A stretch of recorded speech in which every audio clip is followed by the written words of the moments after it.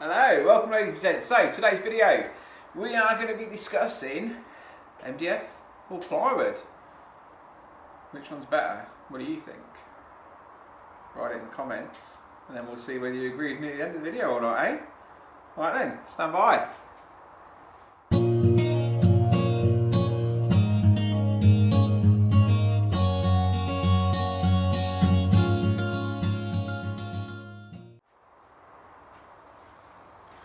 Cool, right, like I said, so we're going to do a quick overview of the differences, pros, cons, and why I choose one over the other. A couple of things you need to know, as always. There's a quick brief before we start. When I build things, they've got to work, and they've got to work consistently well. They've got to be solid, they've got to take abuse. I don't use melamine face chipboard for that reason specifically. If I damage or nick the plywood or MDF, you know, we do a lot of cutting with sanding blades and stuff like that. I damage any of it, just quick sand, fill, job's good, and it's that simple. Yeah, so it's got to be able to stand up and take abuse. And plus price is always a factor, we run a business. Yeah, and price is more of a factor than I wish it was sometimes, but it is what it is, right? So, plywood. There's a number of different types of plywood that we use in the workshop. Well, use on the regular anyway. We have, starting off with the most expensive, we've got birch ply here. It's solid, heavy, you know, really nice. This is furniture grade as well, really good quality stuff. The next most expensive one, this is a Lomba. I don't know if that's right. This is basically a poplar core with hardwood face on the top and the bottom face. That's really nice stuff to use. For the most part, it's a beautiful finish on it, takes stain well, just like the birch does. The birch has a bit more character for me, like in my opinion. This doesn't, but it is what it is. You tend to not get as many blemishes. I don't know if you can see that on this as you do the birch. That's why we get the furniture grade stuff. This is called B/BB, so you get stamps on the back face, which is the BB face, and it's a perfect face on the top, hence the price. Yeah, and then we have poplar plywood. I've only got a strip of this to show you. Again, this is a bit cheaper than a bit cheaper than the hardwood face. It is beautiful to work with. The difference between this and this is this has a harder face. So this one, I can run my fingernail over it, clear indent on it. This one isn't. But in terms of weight and strength, they're pretty much the same. And the MDF, there's two types of MDF that we use. Standard MDF, everybody's seen this. The moisture resistant MDF, if you haven't seen it, it's moisture resistant, it's green. You can sort of see, I don't know if you can see, the mite station that we've got built behind me, that we use moisture resistant MDF for that, but that's a different type, obviously.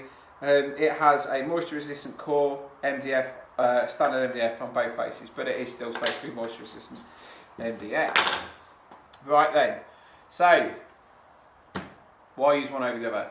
What are the pros and cons of it? Pros on plywood. Strong, solid, it's great for using in floors, for kitchen cabinets. That's what we use it for. We also use the birch ply for furniture making. That's really, really, really good quality, and you can make some beautiful furniture with birch ply, but it's not cheap. Screws will hold in it, and it won't blow. I'll put a picture up here, and if you can see this, I've driven a size 10 screw all the way in to show you how it's blown out here, and the difference that you get on the blow in on the MDF is quite a big thing. So if you're going to drill into the end grain, well, if you're going to screw into the end grain, you need to drill it, and if you screw it, but screws will hold a lot tighter in this than they will in the MDF. And obviously it's got a grain, so it means you can stain it. I'll try and stick a couple of pictures up of some of the birch ply that we've stained. Comes out beautifully. I mean, it really, really, really is nice. So that's the plywood, MDF. Pros on the plywood. It's flat across the sheet, makes jigs and fences a huge amount easier because it's super flat and it's consistently thick, right? We'll get onto the plywood issues in a minute, but the MDF, if it says 18mm, it's 18mm. Takes an edge and it's great to machine. So if you're working with like with a router, you want to profile it, just cutting it down is so nice to work with. Well, yeah, I mean, it is nice to work with in terms of like machining, but there's other issues that arise from machining it. And it's cheap. So the 18mm MDF that we use, you can probably pick this up for maybe £25 a sheet. This can run you anywhere 80 to like £120 for furniture grade, right? You can get BB grade cheaper, but we only buy the furniture grade because that's what we use it for. Cons on the plywood is, like I said, it's expensive. The birch is expensive.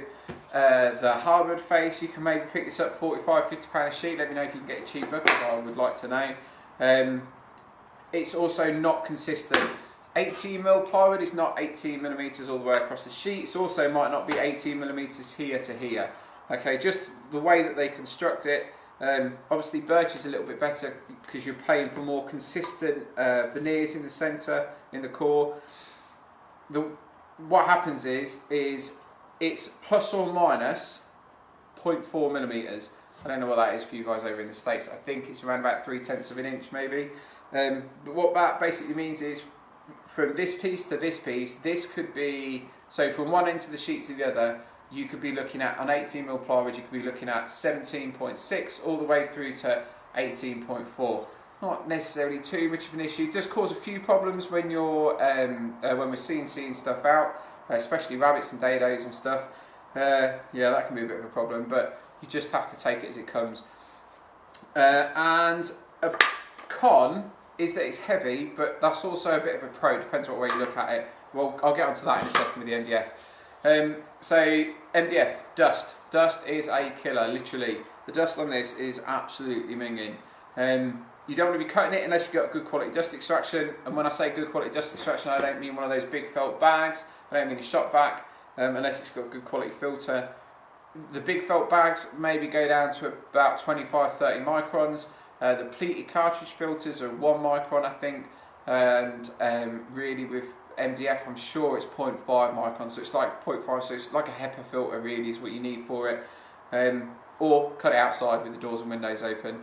We do machine a fair bit of it, but again, we have the doors open, I have the fan blowing straight outside so I don't have to breathe it in.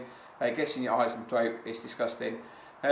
Water will ruin it. All you need is a couple drops on it, come back in 5 minutes later and there's a huge spot where it's swelled up, which sucks because then that ruins the finish, and even when you sand it down, it doesn't really fix it. It's easy to paint on the surface if it's primed correctly, but it's an ache to paint the edges, so you need to fill and sand those if you're going to do that. And again, it's heavy, so why is heavy a pro or a con on like with the MDF and your birch? That all depends on what you want to do with it. Say for example you're making a table saw sled, I'll show you a picture in a minute, we'll have a chat about that. The table saw sled, the poplar is perfect because it weighs nothing. So I got 4 strips here, right, just to give you a bit of an example. They are all 100mm by 1 metre, I think it's 4 inches by 39.5 maybe, but yeah, it's 100mm by 1 metre.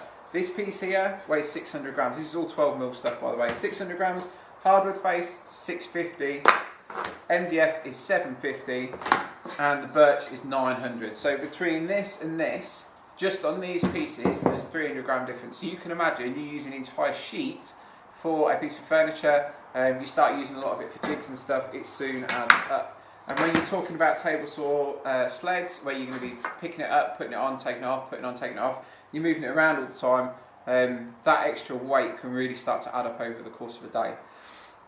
So yeah, so that's really important to think about. In terms of MDF and plywood, it being heavy can be a really good thing. So when I built this workbench, I want things to be heavy so that they're solid and they don't move around a lot, so there's no bounce in them. Other people might want to be able to move things around in the workshop, especially if you've got a small workshop or you're working out of a shed. So again, that's something to think about. What do I use? I use both, okay? Excuse me, I've got some notes here just so I don't forget everything. I use both. Generally, I use what I've got in stock, whether that's offcuts or what we've got on the rack. I do keep MDF in stock for jigs because, again, it's consistently thick. So if, say for example, I want to make something that's going to go over my table saw fence, it's going to fit at this end and we're not going to have any wiggle room with it. It's consistent, flat, and it's stable in humid conditions for the most part, especially if it's waxed. We live in the UK, it rains here like all the time. Yeah, I mean that's really important for us. I am starting to use more of the Poplar Plywood, this stuff here, because it's so lightweight. My most recent table sled I built using it. We've done some other bits and pieces with it, some jigs, and yeah, it works really well. I don't know whether that's available in the States or not. I think it comes from Italy.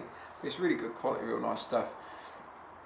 The MDF, perfect for fences because it's so flat and consistent. You've got to remember, if you're working with something and it's maybe 3/10 of an inch out, just because of the variations in the timber from here to here, that's going to cause you a huge amount of problems. Say for example you're using the 5-cut method on your sled, you're looking to adjust that fence up and down. If you're looking for a video, go check out William and Jigs, it's really, really good. You're going to adjust that fence up or down by you're probably looking at like 3, 4, 5 thousandths of an inch, and yet it's 3/10 of an inch out. That's going to create a lot of issue for you, especially when you're doing your 5th cut and you're doing your check on it. A few years ago when we started the business, I don't recommend this, don't do it and then get and blame it on me. I built a table saw out of MDF. We were working out the garage, tiny little 10 by 10, maybe, yeah, I think the workspace was maybe like 8 by 6 or something like that. Table saw, I built this table saw out of MDF. It worked perfectly, worked really, really well for maybe 6 to 8 months, I think, something like that. I'll put a link below in the description to my Instagram where I've detailed it, and then I'll pop some pictures up as well. But yeah, that was really good, and it's also really good for fences as well. We had a site saw which I dropped into, that was the next one along, I dropped that into a workbench and I built an MDF fence for it, and it worked great until we could afford, maybe we made enough money to upgrade to a cast iron saw. So yeah, when we're making workbenches and stuff, I tend to use 2x4 if you can get hold of it. Obviously there's a bit of a shortage at the moment.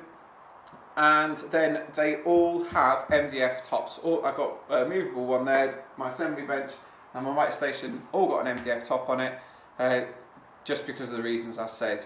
But it's cheap. If you get fed up with it, you can just rip it off and replace it. It's only cost you 20 quid a sheet, 25 quid a sheet. You must wax it though. Make sure you wax it before you do anything, because they're not waterproof, which sucks, trust me. You come in and put a coffee down or something like that and it's got a bit of condensation on the bottom, or a beer, and not allowed to drink beer in a workshop because that's not allowed, is it? Anyway, right then, so what do you think? Do you think I'm right? Do you think I'm wrong? Do you agree with me, disagree with me? Do you prefer working with plywood? Do you like working with MDF? Please tell me, because I'm genuinely interested in what other people think. You know, every day is a school day, every day is learning, and yeah, genuinely interested in what you've got to say. So please, please, please drop a comment below. So yeah, let me know what you think. Give us a like, hit the notification bell, and you'll have a great day. All right, take it easy, have fun.